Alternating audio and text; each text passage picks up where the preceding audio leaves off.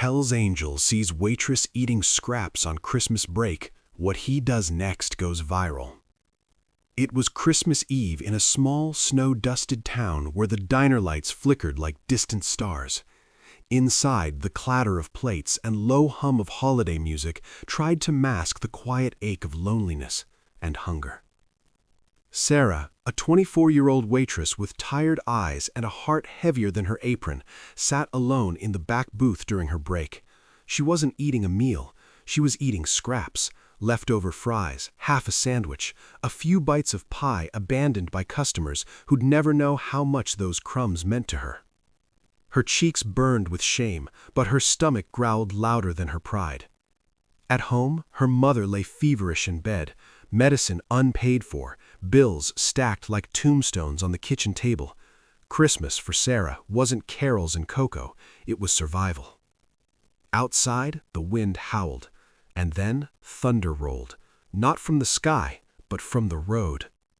A motorcycle rumbled to a stop.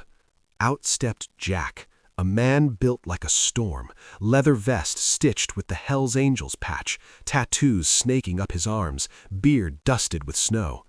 Patrons stiffened, eyes darted. But Jack didn't swagger. He walked in like he belonged, not to frighten, but to rest. He took a corner booth, ordered coffee, and watched, not with judgment, but with memory. Because decades ago, Jack had been that kid eating out of dumpsters behind gas stations. He remembered the gnawing emptiness, the way kindness felt like a myth whispered by people who'd never gone a day without food. And now, watching Sarah pick at cold leftovers with trembling hands, something inside him cracked open.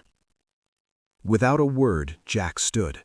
He walked to the counter and spoke quietly to the diner owner, Frank, a gruff man with a soft spot for hard-working girls like Sarah.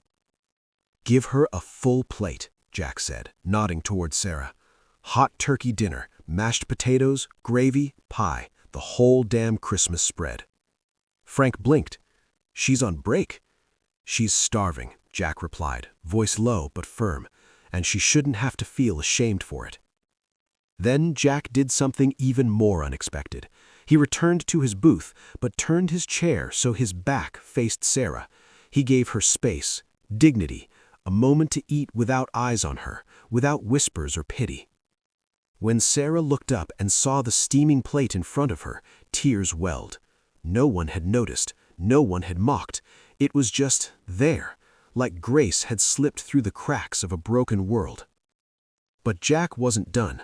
Before he left, he handed Frank an envelope.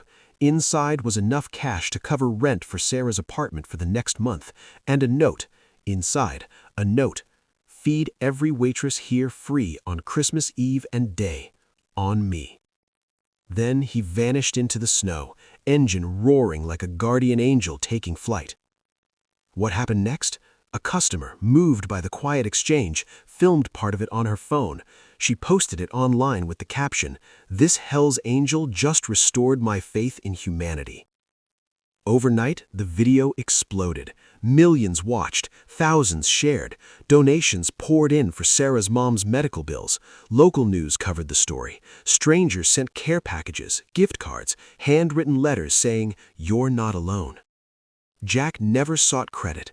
When reporters tracked him down, he simply said, "I just remembered what it felt like to be invisible. Someone saw me once. I paid it forward."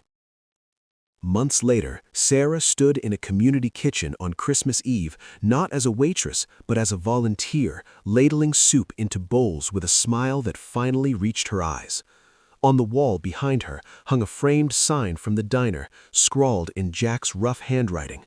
"Kindness doesn't need a spotlight. It just needs to show up." And every year since, on that same snowy night, a lone motorcycle is seen parked outside the diner, just long enough for a quiet man to leave an envelope at the register and disappear again into the winter wind. If this story touched your heart, please like, share, and subscribe to ACA Story Tales. Your support helps us bring more real-life miracles to light, stories of hope, healing, and second chances that remind us all, even the toughest souls can carry the gentlest light. Don't forget to drop a comment below and tell us where you're watching from, because kindness has no borders. Thanks for watching.